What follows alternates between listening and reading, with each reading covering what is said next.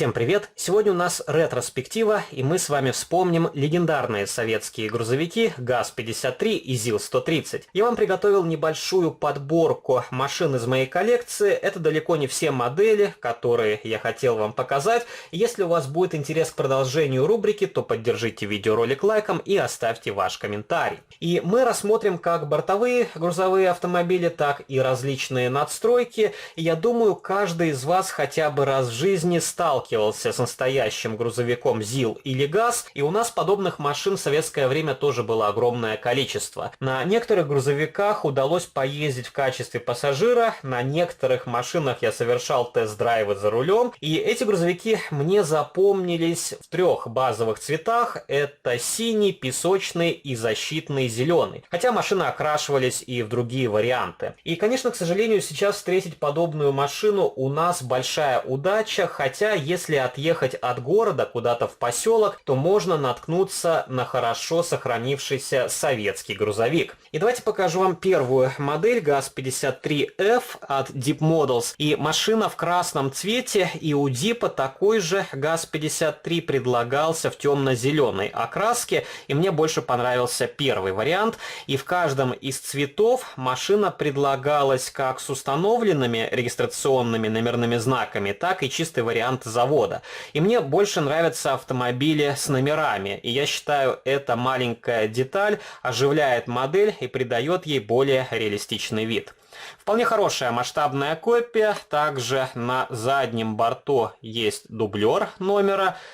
Сцепное устройство здесь фиксированное, а на ЗИЛ-130 оно уже рабочее. Хорошо изготовлены брызговички, покрышки, колесные диски, передние колесики на шарикоподшипниках, поворотный передний мост, как у большинства грузовиков от этого бренда. Отлично детализирован интерьер, окрашены сиденья, дверные карты, потолок. И от других модификаций эту машину отличает решетка радиатора и одно зеркало заднего вида. И, возможно, Дип продолжит раннее семейство 53-х газонов, но пока что у них в ассортименте только классический бортовой грузовой автомобиль. Покажу вам ранний ЗИЛ-130. Тоже очень симпатичная масштабная копия. И вот именно в таком синем цвете мне и запомнились эти грузовички. И бортовых машин у нас было больше Горьковского автозавода. Еще раз повторюсь, ЗИЛ-130 мне чаще попадался в виде автокрана, также поливомоечные машины и сидельные тягачи. И у этого грузовика установлены зеркала с маленькими корпусами. Тоже присутствуют регистрационные номерные знаки. Белым цветом выделена надпись ЗИЛ. Тоже поворачиваются колесики. Правда, на меньший угол, чем у горьковских автомобилей. И на каждую из этих моделей я уже делал детальный видеообзор, поэтому особо заострять внимание на них мы сегодня не будем. Тоже хорошо сделан кузов. И то, что мне нравится у грузовиков от Deep Models, кузов отличается по тону от кабины грузовика. И можно заглянуть вовнутрь кабины. И, пожалуй, ЗИЛ более харизматичный, чем ГАЗ-53. И у него больше грузоподъемность и, соответственно, больше расход топлива.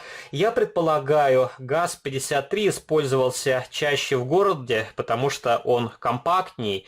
И, опять же, у него меньше расход топлива. И в городе не нужно перевозить тяжелые грузы, как, например, это мог делать ЗИЛ-130. Возможно, были и другие причины. Различные автопредприятия могли закупать машины определенной марки. Следующий грузовичок – это ГАЗ-53А в варианте «Автоэкспорт». Очень необычный, нарядный окрас, и мне такие яркие машины нравятся. Они прекрасно разбавляют серо-синюю коллекцию грузовиков и отлично смотрятся на полке. И у Дипа была целая серия подобных машин. У меня собраны далеко не все грузовики, но по возможности стараюсь их приобретать. И еще одно отличие от базовых моделей — это то, что у этого варианта хромированные ободки на фарах и бампер выкрашен белой краской. Также белым цветом покрашены колесные диски. Тоже поворачиваются колесики.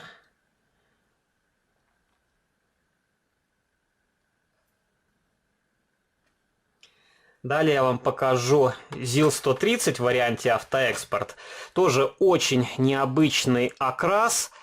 И отличительная черта этого грузовика то, что в кузове расположили небольшие контейнеры. Они вклеены, но смотрятся тоже вполне реалистично. И на боковой стенке установлен огнетушитель. Колесики тоже зеленого цвета, выделили гайки серебристой краской. Рама покрашена в цвет кабины. И могу вам показать, как здесь работает сцепное устройство. Правда, подходящего прицепа мне в коллекции не найти. У меня есть модель 2PN2, но она больше подходит под военные ЗИЛы. 157 и 131. И давайте покажу вам другие грузовички. Начнем с ГАЗ-5312 в бежевом цвете. Тоже не совсем характерный окрас, но в музее Горьковского автозавода стоит именно такой грузовик. И это была одна из причин, по которой я приобрел данную масштабную копию в свою коллекцию. Тоже белым цветом выделены колесные диски, отлично проработан интерьер. Все аккуратно покрашено. И у этой машины есть места для установки регистрационных номерных знаков, но номера поставляются отдельно. И при желании вы можете их установить, можете оставить в пакетике. Покажу вам следующую масштабную копию. ЗИЛ-130 в довольно необычном зеленом цвете. Но машина смотрится тоже очень красиво. И уже стоят с завода регистрационные номерные знаки нового типа. Черные буквы и цифры на белом фоне. Хотя задние фонари еще круглые. У Дипа был самый поздний вариант ЗИЛа с другими подфарниками и прямоугольными задними фонарями.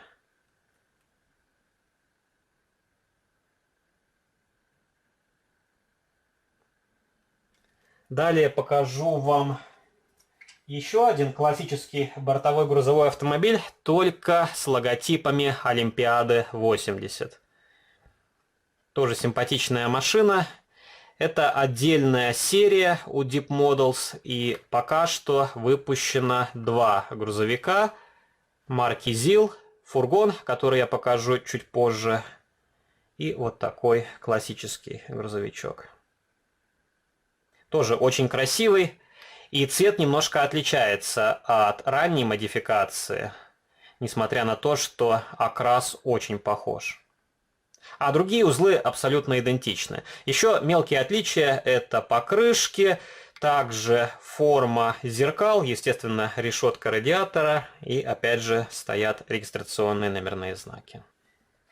Покажу вам хлебовозку на базе газона. Тоже очень симпатичная масштабная копия. И в дополнение здесь стоит газобаллонное оборудование. Кабина белого цвета, тоже не совсем характерная для подобных машин, но эти грузовики встречались в реальной жизни, и в интернете есть фотография настоящего прототипа с точно такой же белой кабиной. И давайте покажу вам два последних фургона. Первый — это почтовая машина на базе ГАЗ-5312, тоже очень красивая.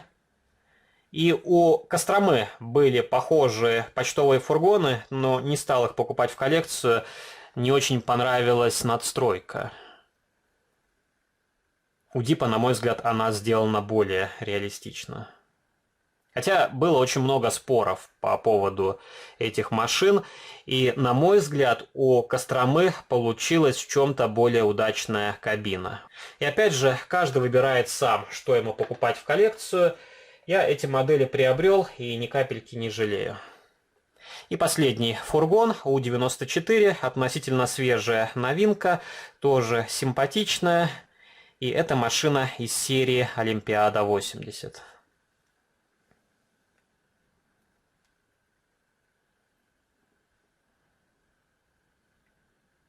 Нарядный грузовик, но подобных фургонов я ни разу не встречал в реальной жизни. И когда искал информацию о настоящем прототипе, нашел только одну фотографию, с которой копировали этот грузовик. Тоже установлено газобаллонное оборудование. Вот такая небольшая коллекция, которую я хотел вам показать в рамках сегодняшнего видеоролика. Вы можете написать, а какой грузовик, по вашему мнению, наиболее подходящий для различных задач. Также поддержите видео лайком, вступайте в мои группы в социальных сетях, ВКонтакте и в Фейсбуке, жмите на колокольчик и можете заглянуть на мой второй канал, там тоже выкладываются видеоролики на те модели, которые я не демонстрирую на этом канале. На сегодня это все. До новых встреч. Пока.